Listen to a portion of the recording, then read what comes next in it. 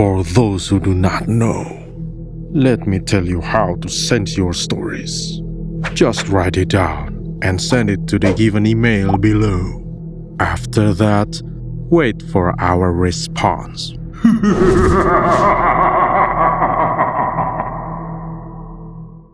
Disclaimer: to protect the sender's identity and privacy, some information will be disguised. Hopefully, the following story can bring us lessons and entertainment. Hello there, dear friends. It's me, your boy, Damar. But people call me Damski, and I live in Yogyakarta. I want to tell you about a haunted mosque. Yep, you heard it right. It is a mosque, and it is spooky, scary, and eerie. The story begins with a rumor circulating among the residents. They say that the mosque in my village is haunted. Not just any ghost, guys. It's Falak. You all know about Falak, right? Of course you know. If you don't, just search it on Google. Honestly, the spooky rumors about this mosque have been going on for a very long time. But personally, I've never experienced it. Well, what can I say? I'm always late for prayers, so I barely come to pray in the mosque. Oh my, I'm sorry God for not being an obedient servant. Okay, moving on. FYI, in front of the mosque, there's a grave guy. And next to the grave, there's a house. That house belongs to my friend, named Mamat. We've been friends since we were kids. Mamat's house often gets cleansed. Every Friday night, it has to be recited with Yasin. They say it's because the house is close to the grave, so it needs to be fortified with prayers to keep any uninvited spirits. Just kidding. So there's this story. There was someone who came to the mosque late at night. I don't know what his intentions were, but when he stepped his feet inside the mosque, he felt like the room went dark. He can't see anything around him, even though there should have been some light coming in by the window from the moon and stars. That's when he got confused and scared because everything happened so quickly.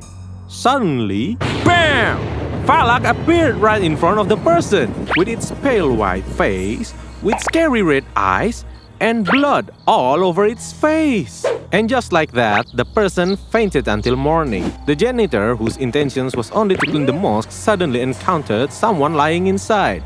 Without hesitation, he woke up the fainted man and gave him a glass of water to calm him down. After everything had settled, this person immediately recounted everything he had experienced.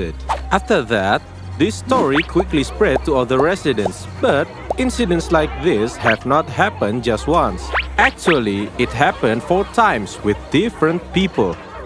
What confuses me is why some people go to the mosque in the middle of the night. What the hell are they doing over there? So, no wonder that the residents often say that this mosque is really spooky.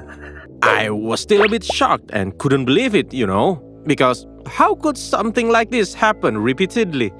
Then, since we were both very curious, Mamat and I wanted to find out for ourselves whether there really was a Falak in that mosque. If it turns out to be true, it could be an unforgettable experience. One night, Mamat and I agreed to meet in front of his house around 11 p.m. Well, as a good citizen of Indonesia, I'm devoted to our traditions of being late.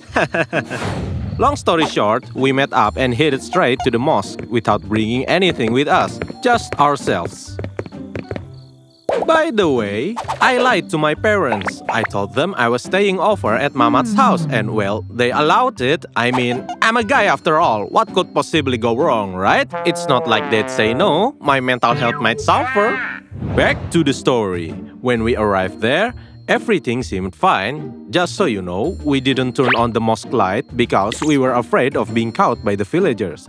So, we relied on the moonlight from the mosque window and the flashlight from our phones. Mamat was looking around in every corner, and I was doing the same until suddenly, there was someone breathing on my neck, dude. I instinctively looked around, but there was no one there. Mamat, who saw me, immediately asked, "What's wrong with you? Are you okay?"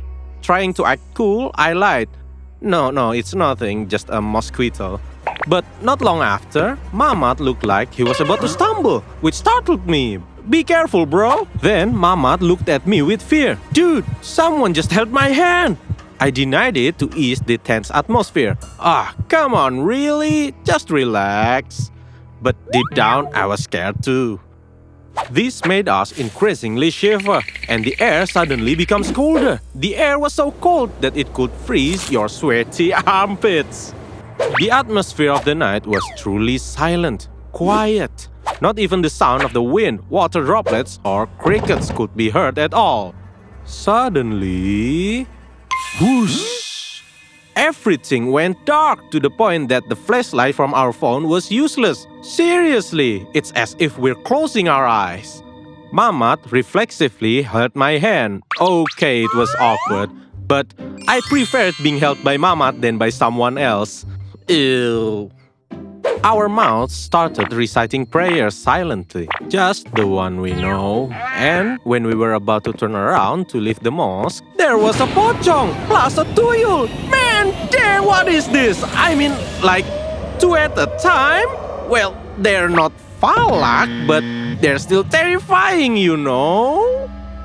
I closed my eyes while trembling, holding onto Mamat's hand. Not long after that, I tried to open my eyes and check if this ghost was still there or not. And thank God they're gone. I think it's safe because they disappeared, but unfortunately, when I saw Mamat, it turned out he had fainted. Damn, I've been holding his hand the whole time, but he's unconscious. I sat him down to try to wake him up. Hey, Matt, wake up! Seriously, man? It's really hard to wake him up, even though I kicked his face. While I was trying to wake him up, suddenly, it felt like a piece of cloth touched my back. I got goosebumps instantly. I remembered what people say. One way to overcome fear is by looking back at the source so that the demon disappears and thinks we're brave enough. Without thinking, I, who was already scared, pretended to be brave, started reciting prayers and turned around. Astaghfirullah, Astaghfirullah, Astaghfirullah. And there I saw nothing. I felt relieved. I then turned back around toward my...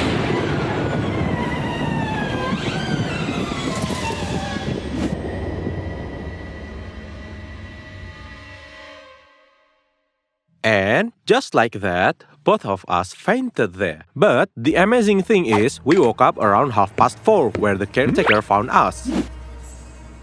This is serious. I'm scared of being scolded by my parents. What's worse, I'd be embarrassed if it became a gossip that we fainted in the mosque. Strangely, when I woke up, the mosque wasn't as dark as before. Now, there's a light coming in through the windows, so we can see our surroundings. Finally, we took wudu and joined the dawn prayers, still feeling dazed. It felt so empty. After that, we went back to our respective homes. So, here I am at home. At first, I wanted to tell my parents, but I decided to keep it quiet. Afraid of getting scolded, I swear I won't challenge demons anymore. I repent, I repent.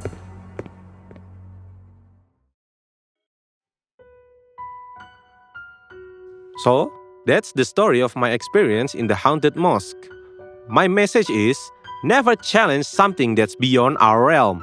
If you hear any stories, just listen to them. Never seek to know more, or else you might end up like me. Oh yeah, if you want to enter a mosque or any sacred places, don't just enter randomly, because there are etiquettes for entering places of worship. You should respect the place of worship by praying before entering. Make sure you're in a clean state. Understand?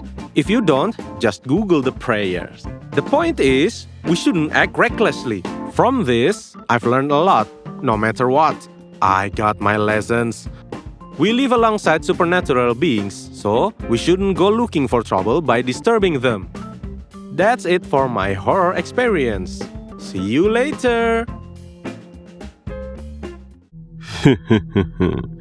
Interesting. So, are you sure you are watching this alone? Should you like this video, leave a like, comment, and subscribe to Spill the Beans channel.